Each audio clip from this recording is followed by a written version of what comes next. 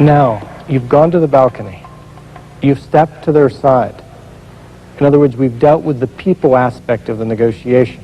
Now we have to deal with the problem. We've been soft on the people, now we have to be hard on the problem. What does hard on the problem mean? Hard on the problem doesn't mean what we often think it means, which means being hard on your positions, really asserting your positions rigidly. Hard on the problem rather means being hard in asserting your interests, not your positions. Now, this distinction between interests and positions is the most critical distinction in problem-solving negotiation. It may sound like it's the same thing. It's what you want. Your position is what you want. Your interests are what you want. But there's a critical distinction. And maybe the best way to illustrate that distinction is with the example of the two sisters who were quarreling about an orange.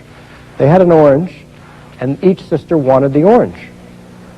They had a big quarrel about it, and so finally in the end, they took a knife and they cut the orange in half so that each sister had half of an orange. Now, one sister took her half, peeled it, and used the peel for baking a cake. The other sister took her half, peeled it, and ate the fruit. So they ended up with a half a peel for one and a half a fruit from the other, when they might very well, if they had looked behind the position of the orange for what were the underlying interests in cooking and in eating, they might very well have ended up with a whole peel for one and a whole fruit for the other.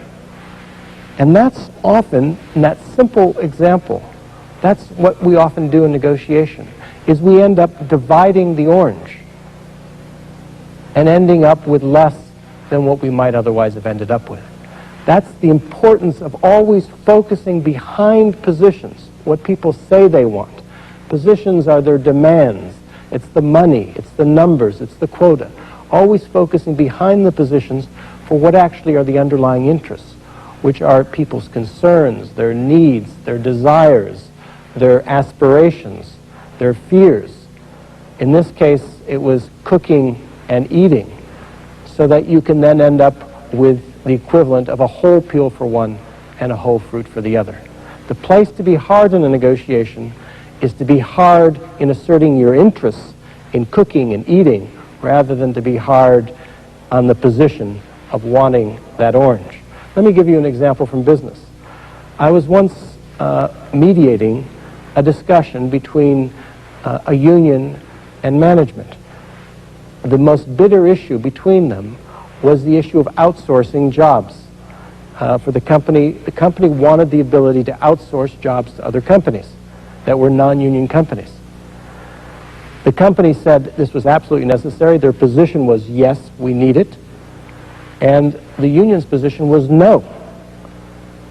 And it seemed like this situation would lead to a strike. But when we looked behind each side's positions, when we asked the magical question, why is it that you need that?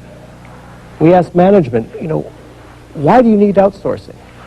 The interest behind it was they wanted flexibility. They wanted the flexibility to meet customer demand when it went up and when it went down. And they wanted the ability to maintain or even enhance their position in the global marketplace. When we asked the union why they didn't want outsourcing, why that was their position, they said their interest was security. They were concerned about losing their jobs. So then the problem became not outsourcing yes or no, but how do we simultaneously meet management's interest in flexibility and the union's interest in security? And by focusing on their interests, they were then able to come up with some creative ideas that later got reflected in the settlement.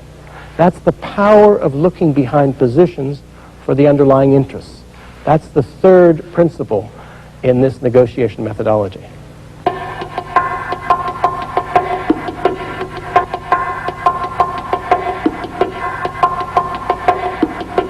reason why it's so important to focus on interests is to be able to take advantage of the single greatest opportunity that you have as a negotiator, which is to invent options for mutual gain. Instead of seeing the pie is fixed, what you find successful negotiators do is they expand the pie first before they divide it up. They do that by being creative. Imagine that in any negotiation that you're involved in, there's a pile of gold on the table in front of you. That gold represents the joint gain that both sides can have if only they can agree on one thing. How do we divide it up? How do we divide up the gold? Yet time and again, if you look at negotiations, people walk away from the table without an agreement, leaving all the gold still on the table, or they walk away with agreements where they only take part of the gold away. They leave much of the gold still on the table. Now, how do you get the gold off the table? The way to do that is to be creative. Let me give you an example. A number of years ago, there was a negotiation in the United States, and it involved the Grand Canyon. The Grand Canyon was hard to see at the time. There was air pollution that created a haze. The community got aroused. The government got involved. They passed a regulation saying that the plant, there was a coal-fired plant 100 miles away, that it needed to essentially meet a certain air quality standard every month that was going to be measured every month. To do that, the company had to buy 2 scrubbing machines, each one costing millions. The company was very unhappy. The environmentalists were also unhappy because they thought that the level, the standard, was not high enough.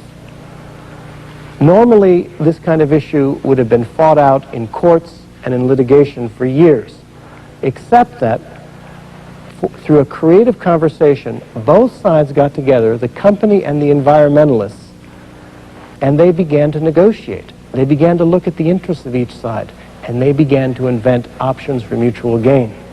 And they discovered that, in fact, if you didn't measure the air quality every month, if you didn't have to do that, but only measured it on an average over the year, that under that case, the company was willing to meet a much higher air level standard because they would only have to buy 1 scrubbing machine. So they would save a lot of money. They were very happy. The environmentalists were happy because the air quality over the year was higher. And the community was happy because they could see the Grand Canyon again. It was a triple win. A win for the community, a win for the company, and a win for the environmentalists. That's what you're trying to get at when you're engaged in inventing options for mutual gain.